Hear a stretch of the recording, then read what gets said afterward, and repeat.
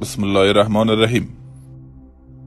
सवाल पूछना चाहता हूँ कि मैं भी इस्लाम कबूल करना चाहता हूँ, लेकिन मेरे दिल में बहुत सारे सवालात है। سلام دکتر صاحب، ما هم میخوایم اسلام قبول کنم، اما ما چند سوال در دل ما मुझे एक هست. पंडित ने कंफ्यूज कर दिया है जाकिर साहब।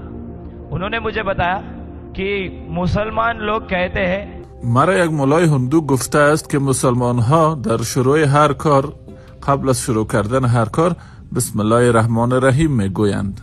कोई भी काम सीधे पैर या सीधे हाथ से शुरू करना चाहिए। دوم، هر کار که میکنین اول باید دست راستتان را پیش کنید و پای راستتان را پیش کنید.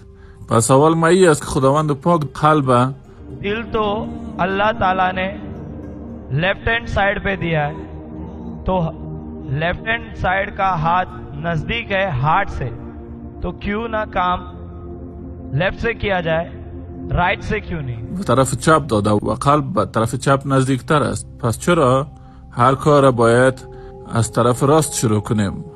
دکتر صاحب گفت برادر ما بسیار سوال خوب کردن و قبل از سوال شما گفتین که میخواین اسلام قبول کنین. ببینین اگر جواب سوال شما را دادم شما اسلام قبول کنین، باز تیرتان نبیارین. برادر ما سوال کردن وقتی که در دین اسلام هر کار شروع میکنیم بسم الله الرحمن الرحیم میگیم، پس معنای از این چی است؟ به نام خداوند بے نهایت مهربان و بے نهایت بارحم. अल्लाह के नाम से जो मेहरबान है और हम कुछ भी काम करते तो सीधे हाथ से करते हैं. خداوند که مهربان است و هر کار که میکنیم با دست راست میکنیم و دلیلشان است که وقتی که قلب به طرف چپ است چرا با دست چپ کار شروع نمیکنیم؟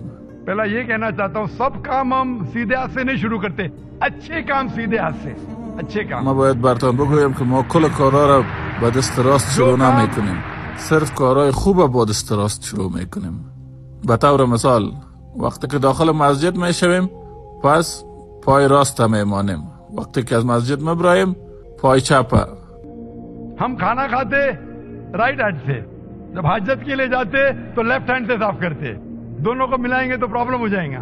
اگر نان میخوریم دست راست، غذای حاجت میریم دست چپ، هر دویش اگر یک جای کنیم باز مشکلات ایجاد میشه. شما سوال کردین که چرا قلب به طرف چپ است و از طرف راست استفاده میکنید. मुझे मेडिकल कॉलेज में था, मुझे सिखाया गया था ये दिमाग जो है ये दिमाग के दो हिस्से हैं, लेफ्ट हेमिस्फीयर और राइट हेमिस्फीयर. ما یک دکتر طب هستم، بر ما درس داده شده بود مغز که است دو حصه دارد، نیم کره چپ